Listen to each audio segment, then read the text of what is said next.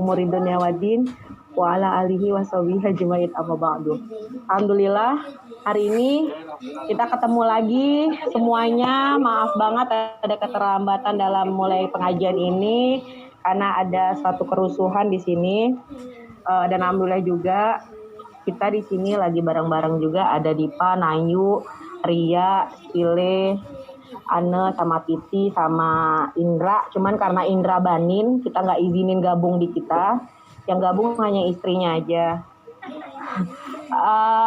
Untuk kita lanjut aja ya, biar nggak terlalu lama molornya. Ini udah 1 jam molor. Kita mulai acara kita dengan bacaan Al-Quran yang akan dibacakan oleh sahabat kita, insya Allah calon penghuni surga. Kita juga semuanya insya Allah kita calon penghuni surga.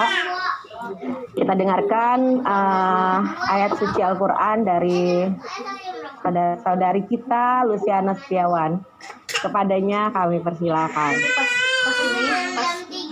Di pin ya, biar kelihatan ya. Assalamualaikum warahmatullahi wabarakatuh.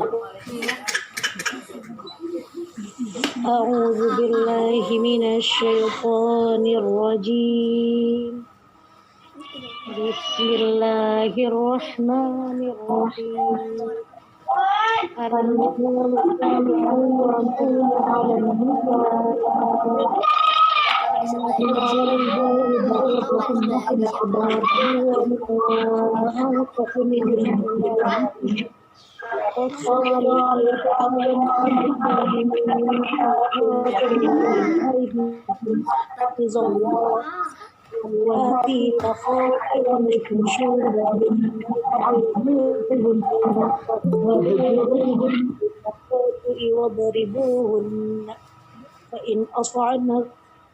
فإن أطعنكم فلا تبغوا عليهن سبيلا إن الله كان عليا قديرا.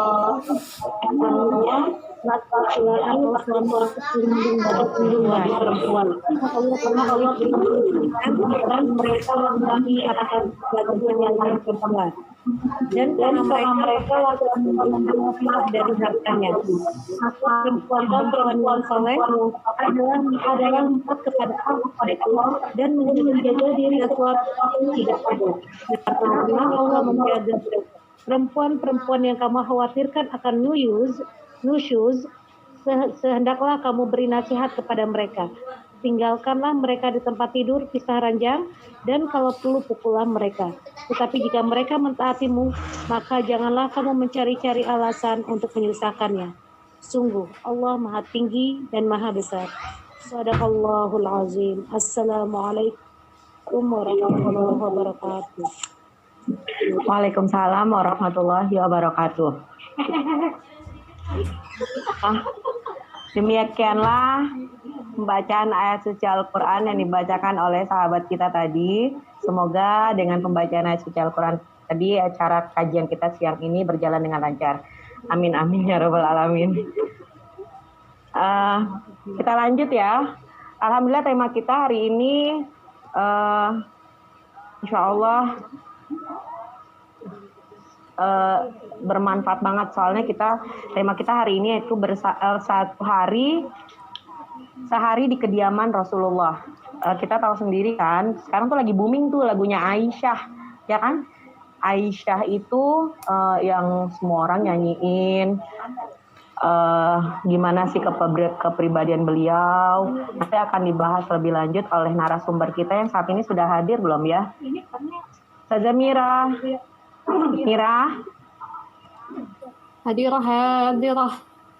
Hadirah, alhamdulillah hadirah. Nanti Mira udah kenal lah ya. Mira dulu di pondok kita kenal pendiam, aktif. Insya Allah hari ini beliau akan menyampaikan tentang sehari di kediaman.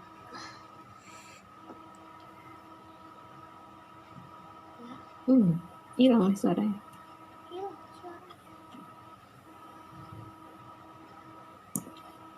Juga bertanya lewat chat, silakan tanya. Siapin pertanyaannya dari sekarang.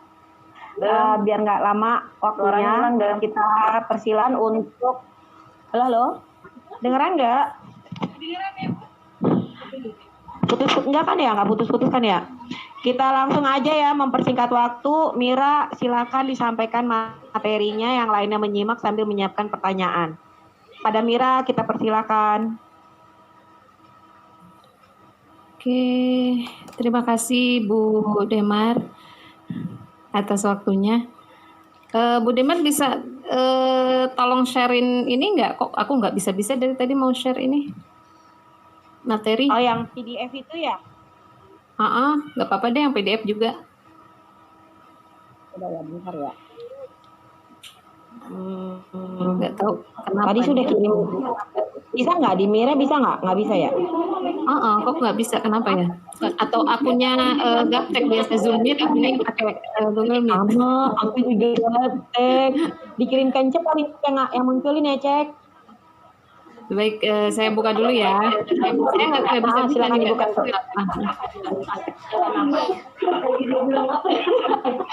Bismillahirrahmanirrahim. Assalamualaikum warahmatullahi wabarakatuh. Waalaikumsalam warahmatullahi wabarakatuh. Alhamdulillahirabbil alamin. Nasta'inuhu wa nastaghfiruh wa na'udzu billahi min shururi anfusina wa min sayyiati a'malina. Man yahdihillahu fala mudilla lahu wa man yudlil fala hadiya lahu. Wassalatu wassalamu ala Rasulillah wa ala alihi wa ashabihi wa man wala. Amma ba'd. Rabbi yassir li amri wa hlul 'uqdatam min lisani. Teman-teman, alhamdulillah ya hari ini berjumpa kembali dalam kajian desa. Mudah-mudahan intinya hari ini sebetulnya sharing aja terkait dengan kemarin itu mengambil tema sebetulnya spontan aja ya, karena memang pengennya sih ada pembelajaran mungkin ya yang bisa kita ambil dari keseharian Bunda Aisyah radhiyallahu anha, yang mana insya Allah juga bermanfaat untuk kita, dan materinya nggak berat banget gitu. Awalnya memang untuk judul ya atau tema sehari di kediaman Rasulullah, ternyata ketika saya susun, itu banyak banget gitu materinya. Kalau sehari dari mulai bangun sampai pagi, akhirnya saya rangkum menjadi 10 poin aja gitu ya.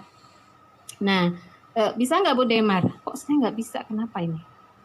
Nggak bisa share.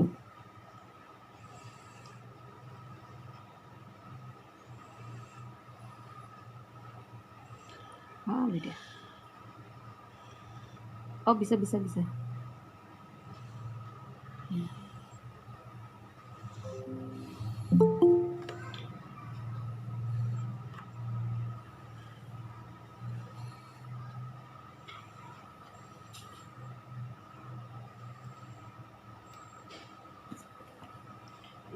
Halo, aduh.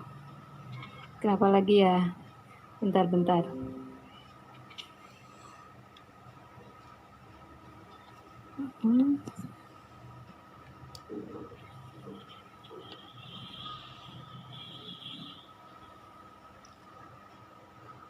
Halo, suaranya nggak kedengeran ya?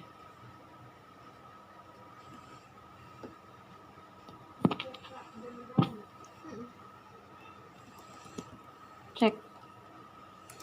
Suara kamera kedengeran jelas. Oh, tapi aku nggak dengar. Nggak dengar teman-teman.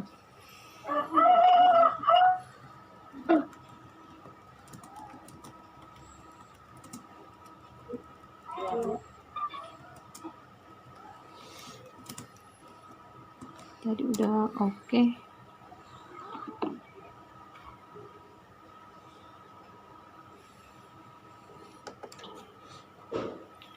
Mir? Ya, cek. Dengar ya? Jelas ya? Kelihatan nggak? Kelihatan nggak? Kedengeran kok. Sebagaimana tadi saya sampaikan, untuk sehari di kediaman Rasulullah itu ternyata Masya Allah ya, biasa banyaknya amalan-amalan gitu ya, dan itu sangat-sangat banyak. Jadi saya rangkum menjadi 10 aja. Nah, namun sebelum kita masuk ke iniannya Bunda Aisyah ya, kita kenali dulu untuk apa namanya, sikap atau sifat-sifat Rasulullah yang insya Allah ini saya rangkumnya yang paling utama gitu ya. Rasulullah itu kan terkenal dengan kejujurannya ya. Kemudian beliau orang yang terhormat dan mempunyai nasab yang baik. Nah, ini tuh minimal menjadikan apa ya? Syarat nanti kita kalau mau punya mantu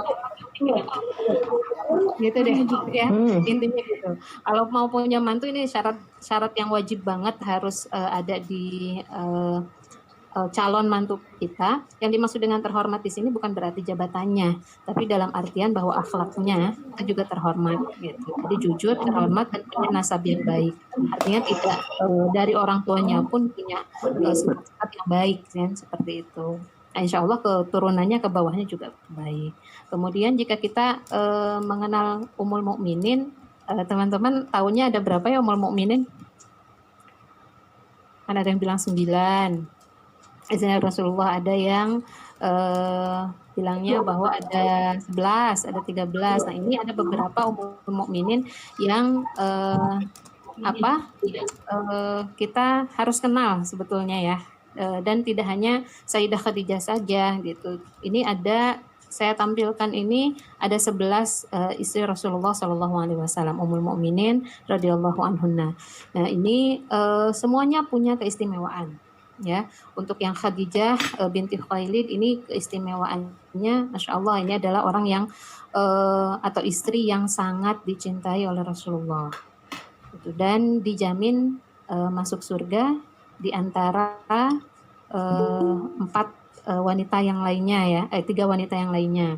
Yaitu yang pertama itu kan ada Khadijah, ada Fatimah, kemudian ada Asiyah istrinya Fir'aun, satu lagi Maryam binti Imran. Nah, ini menjadikan Khadijah ini sebetulnya punya keistimewaan tersendiri karena Rasulullah itu kalau dibilang paling mencintai siapa gitu ya, ini mencintai Khadijah. Dan itu apa ya, sebuah yang hal yang lumrah untuk seorang laki-laki gitu. Jadi memang betul-betul ketika seorang laki-laki punya istri lebih dari satu, ketika dia mencintai atau condong mencintai salah satunya, itu sebetulnya lumrah gitu.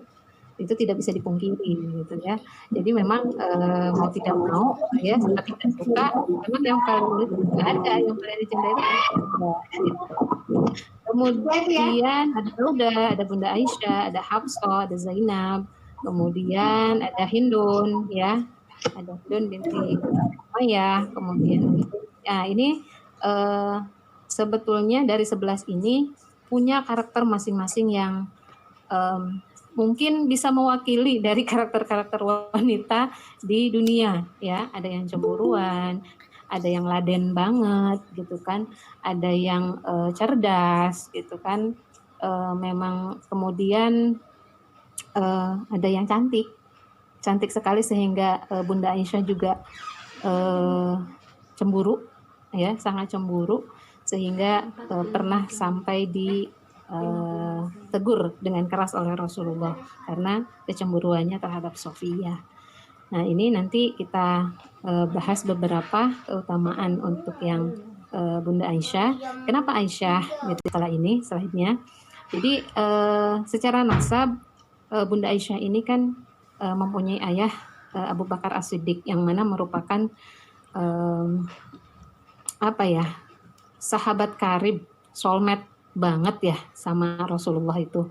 Kemudian ibunya ini ada Ummu Rumanah binti Amir ya, dan kemudian Aisyah ini Bunda Aisyah dinikahi oleh Rasulullah itu sebelum hijrah ke Madinah. Nah, kenapa sih yang saya pilih ini di antara sekian Ummul Mukminin ini adalah Bunda Aisyah? Yang alasan paling utamanya adalah karena banyaknya riwayat hadis yang diriwayatkan oleh beliau. Nah, ini yang akhirnya menjadikan juga banyak referensi kita sebagai seorang perempuan ya bagaimana untuk bersikap dalam rumah tangga. Nah, ini dari hadis-hadisnya Bunda Aisyah ini ya. Dan Bunda Aisyah ini punya kelebihan atau keutamaan ya.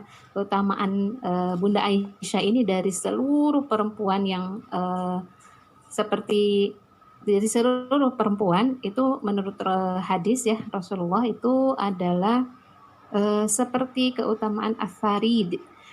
Itu adonan yang terdiri atas sayuran, roti, daging, kaldu gitu ya di antara seluruh makanan. Jadi ibaratnya kalau makanan as-sarid itu yang paling enak, nah, maka Bunda Aisyah ini punya kelebihan juga yang lebih daripada wanita-wanita yang lainnya. Pastinya semuanya punya kelebihan. Hanya saja memang Bunda Aisyah nanti ada hadis yang menyatakan bahwa kelebihannya A, kemudian Bunda Khadijah ada lagi B, kemudian ada lagi nanti Ummu Salamah itu apa gitu ya. Nah, itu semuanya di antara sekian banyaknya istri Rasulullah ini masing-masing punya kelebihan dan masing-masing punya sifat-sifat yang sangat mulia, namun tetap sebagai seorang wanita ya mereka tetap punya sifat-sifat wanita sebagaimana umumnya, manja, ingin diperhatikan, cemburu dan sebagainya itu ada gitu di mereka, gitu ya di Ummul Mukminin ini, insya Allah. Kemudian, nah ini yang akhirnya saya tertarik dengan kita membahas dari segi Bunda Aisyah. Yang pertama adalah cerdas.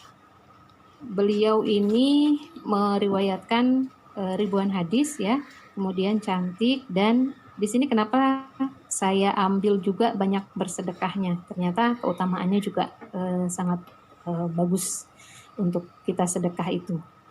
Kemudian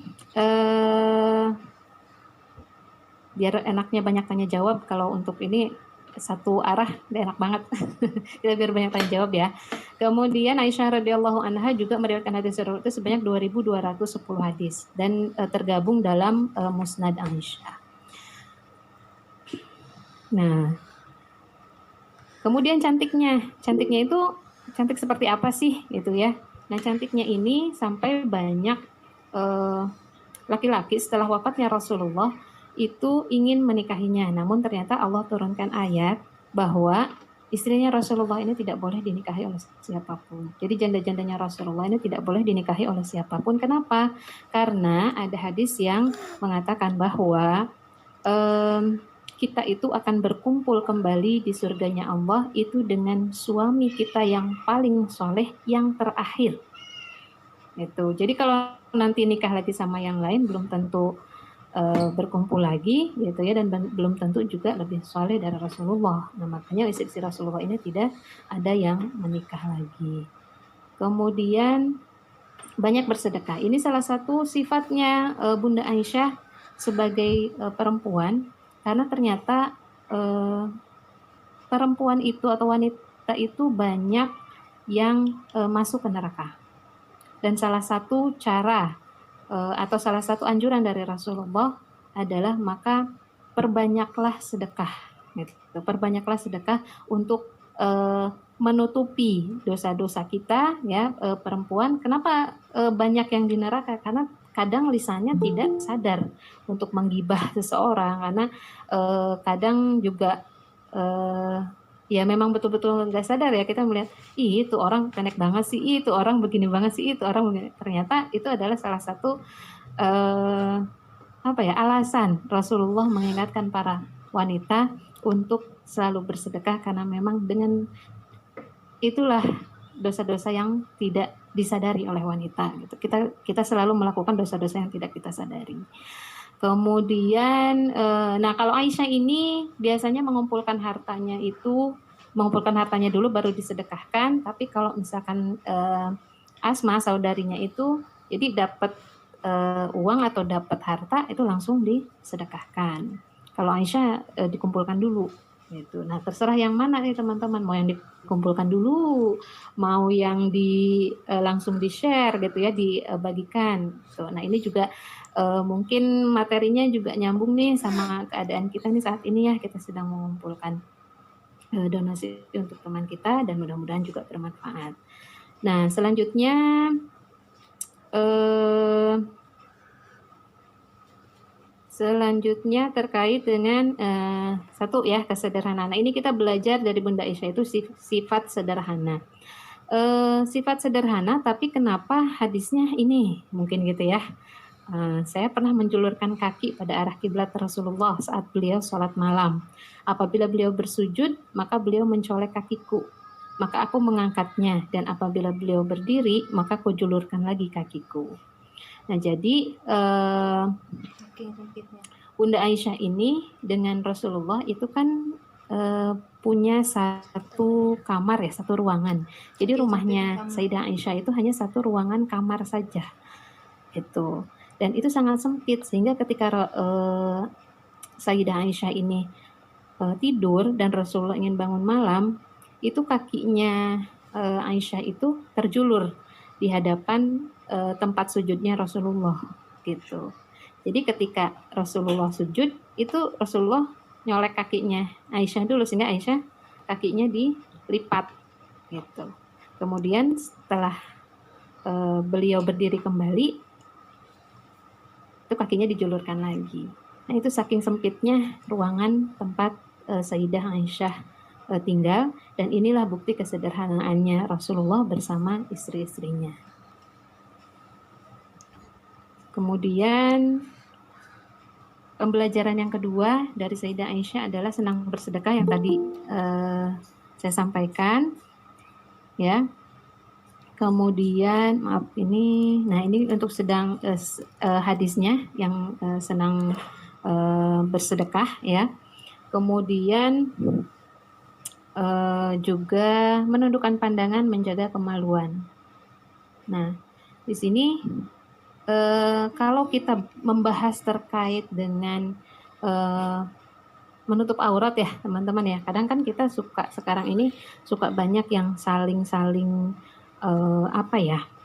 mungkin menyalahkan atau bukan menyalahkan ya, tapi mengkritik satu sama lain gitu ya, mengkritik satu sama lain, kemudian merasa bahwa apa yang kita pakai atau apa yang kita lakukan itu sudah lebih betul atau lebih benar daripada teman-teman kita atau orang-orang yang kita kritik tadi. Padahal sebetulnya gitu ya, ketika kita menutup aurat, yang menutup aurat itu yang harus diperhatikan adalah apa yang kita tutup itu betul-betul adalah auratnya wanita, itu kan dari atas sampai bawah kecuali muka dan telapak tangan, bukan? Kemudian yang dimaksud dengan jilbab atau hijab itu apa sih gitu. Jadi bukan kayak kita yang kerudung segi 4 atau kerudung segitiga yang kita pakai, nah itu kemudian disebut dengan jilbab atau hijab, tapi itu betul-betul yang melekat menutupi tubuh kita, nah itulah hijab gitu. Ketika ini kita longgar, kalau memang kerudung kita kecil tapi baju kita longgar, itu sudah menutup aurat sebetulnya, dan kita sudah berhijab gitu. Jadi memang jangan sampai kita terjebak di saling mengkritik, saling menjatuhkan saudara-saudara kita hanya karena itu gitu. Tapi yang pasti adalah ketika kita memakai hijab, maka salah satu kewajiban yang Allah perintahkan ya di dalam Quran surat An-Nur ayat 31 ini sudah kita lakukan. Kemudian di sini jangan menampakkan perhiasan. Nah, ini juga yang mungkin banyak juga lupa ya. Perempuan ini kan senangnya sesuatu yang indah ya, senang sesuatu yang indah, senang sesuatu yang berkilau gitu ya, perhiasan-perhiasan. Nah, ini sebetulnya boleh dan sangat-sangat boleh dipakai oleh wanita-wanita atau perempuan-perempuan. Tapi memang harus diingat bahwa menampakkan perhiasan itu adalah yang memang biasa tampak. Biasa tampak itu kan mulai kalau misalkan tangan kita ya berarti kan cincin yang kita nampak gitu ya. Kemudian kalau memang ternyata apa namanya, anting dan sebagainya kan dia tidak biasa nampak, maka tidak perlu ditampakkan. Apalagi harus pakai gelang kaki. Nah, di sini pakai gelang kaki kemudian dibunyikan sampai kerincing-kerincing gitu ya, biar ketahuan perhiasannya. Nah, itu juga tidak boleh. Jadi memang ada batasan-batasan ketika kita punya perhiasan ingin kita pakai. Nah, ada caranya gitu. Dan ada humairah ya, dengan sebutan humairah, pipinya yang kemerah-merahan. Namun Rasulullah juga pernah memanggil, sebetulnya pernah memanggil panggilan dengan yang kurang disenangi oleh Aisyah, yaitu saat Rasulullah sedang marah. Gitu. Kalau Rasulullah sedang marah terhadap Aisyah, itu panggilannya cuma Aish, gitu. Tidak pakai Humairah, tidak Aisyah, gitu. Dan kalau sudah panggilannya ya Aish, gitu, itu berarti memang Rasulullah sedang marah, gitu, dan sedang menegurnya, gitu. Jadi ada alarm-alarm gitu ya, mungkin ya, atau batasan-batasan atau kode-kode gitu ya. Kalau misalkan suami sedang marah, dan ini kayaknya sih memang bisa kita lakukan juga nih sama suami. Jadi kita tahu, oh berarti kan suamiku lagi marah nih, lagi nggak senang nih gitu. Akhirnya kita juga bisa menintrospeksi diri dulu nih, apa dulu nih yang harus kita perbaiki ini untuk menghadapi suami kita gitu. Atau karena kan kadang ada suami yang kalau marah kan diam aja kan gitu. Jadi kita juga nggak tahu ini lagi marah beneran atau lagi apa gitu. Atau jangan-jangan kita kira ya nggak masalah, ternyata itu terpendam dalam hatinya. Nah, ini juga akan sangat sulit untuk memperbaikinya nantinya. Kemudian menjaga diri dengan memanjangkan hijab, yang tadi juga hadisnya sudah disampaikan ya. Nah, ini yang dimaksud jilbab adalah jenis baju kurung atau pakaian luar yang dikenakan di luar baju biasa yang lapang, yang dapat menutup seluruh badan hingga kepala. Kemudian selanjutnya berwudu sebelum tidur. Nah, ini cukup ini juga sepertinya cukup teman-teman ini banyak yang tidak mengetahui sebetulnya ya, tapi mudah-mudahan teman-teman sudah mengetahui ya. Jadi kalau kita habis berhubungan dengan suami ya, itu kalau kita malas langsung mandi ya ketika sebelum tidur.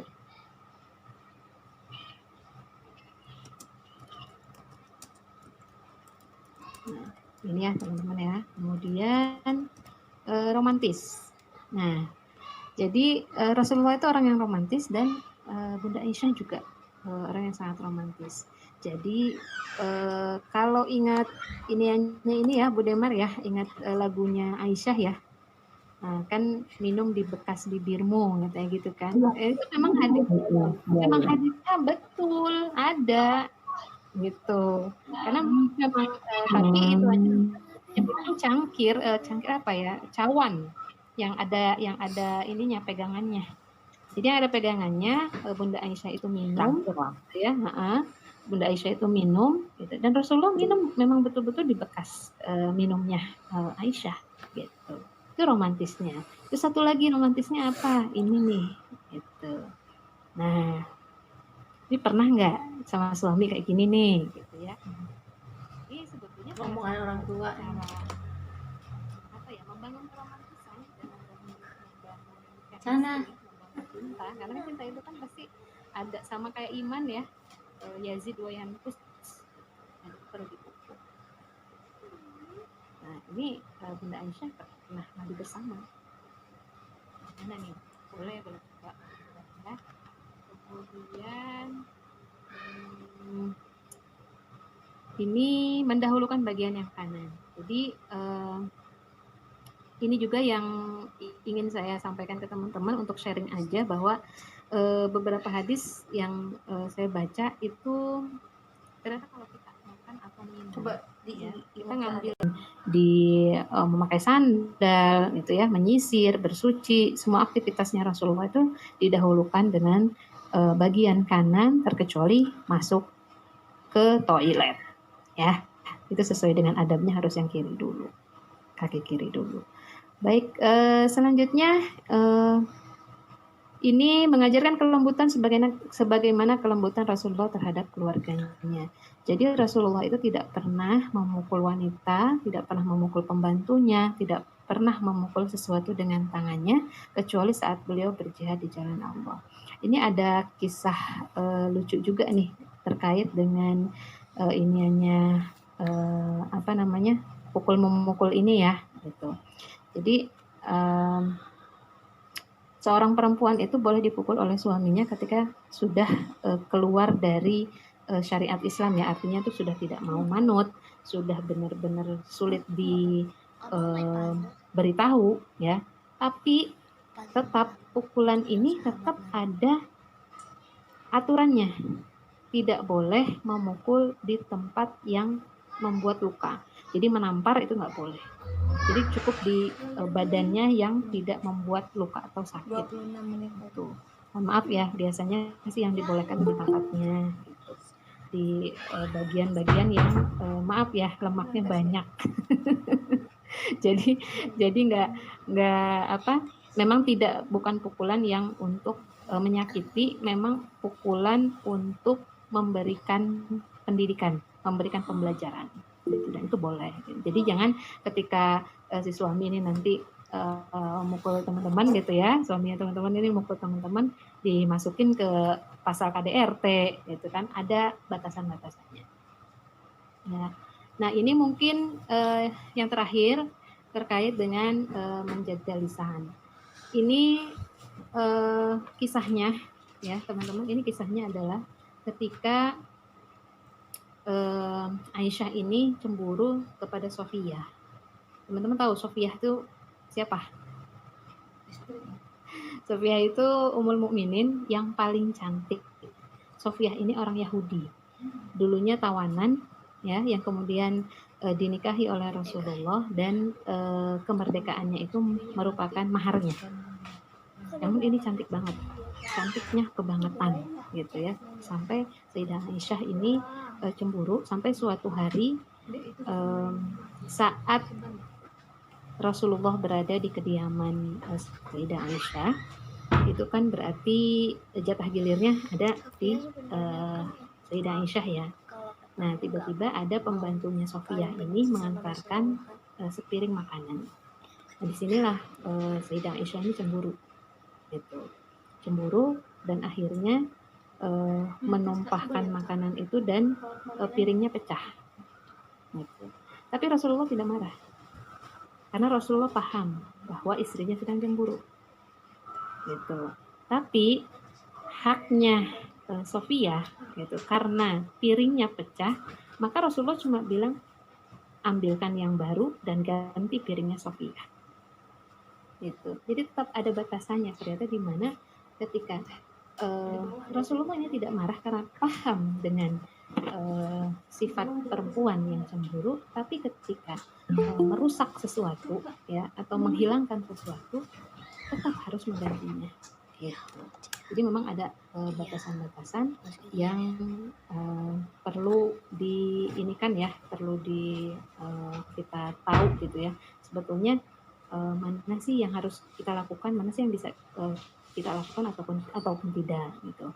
Nah ini ketika ke Sofiyah pun ternyata Aisyah itu pernah mengatakan bahwa ya Sofiyah pendek gitu, tapi pendek juga tapi cantik gitu. Nah ini Rasulullah langsung menegurnya, kamu telah mengucapkan perkataan yang jika dicampur dengan air laut, niscaya air laut tersebut menjadi keruh.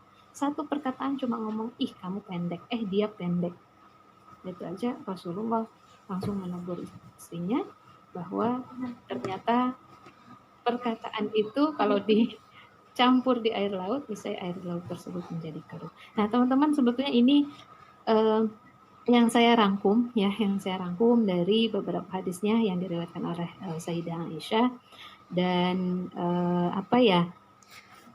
banyak sebetulnya kalau misalkan kita mau bahasnya benar-benar seharian gitu ya sampai dengan tidur kembali. Nah, namun mungkin yang ingin saya share lagi adalah terkait dengan sedekah tadi. Nah, kita juga biasanya kita sedekah itu kalau sedang ini ya teman-teman ya, Lebaran ya. sedang lebaran ya kan kita biasa suka bagi-bagi angpau. Nah itu sebetulnya dianjurkan memang, tapi ternyata lebih afdol itu dilakukan saat Ramadan gitu, justru saat Ramadannya gitu. Nah kalau untuk saat Lebaran itu betul-betul yang setelah sholat Id itu benar-benar dikeluarkan sedekah-sedekah kita. Karena Rasulullah pernah memerintahkan istri-istrinya ketika setelah sholat Id itu untuk perhiasannya ini diberikan atau disedekahkan. Gitu. Itu perhiasan yang dipakainya diambil sedekahkan. Nah ini salah satu ini masuk ke dalam hadis yang tadi, yang hadis yang bahwa perempuan-perempuan itu ya atau yang paling banyak masuk ke neraka itu adalah perempuan gitu kan, karena mereka banyak yang membangkang terhadap suaminya. Nah dan salah satu cara untuk menutup atau mengurangi gitu ya dosa-dosanya perempuan ini adalah dengan cara banyak bersedekah gitu. Dan mudah-mudahan ini menjadi wasilah kita ya, karena kadang kita juga nggak sadar kan, kita punya dosa yang kita nggak sadarin gitu, mungkin mengejek seseorang, mengkritik seseorang atau apa gitu. Tapi satu hal, ketika sifatnya itu bercanda, pastinya segala sesuatu juga kalau sifatnya bercanda pasti maafu ya teman-teman, apalagi kalau teman yang kita bercandain ridho gitu. Tapi kadang ada dalam hati kita sedikit rasa memang benar-benar yang orang ini begini banget sih gitu ya. Nah itu hati-hati. Dan satu lagi selain sedekah, hal yang bisa kita lakukan setiap sebelum tidur kita adalah lupakan atau maafkan segala kesalahan yang terjadi hari itu, jangan dibawa menjadi sebuah dendam atau penyakit hati ya. Kemudian banyaklah beristighfar.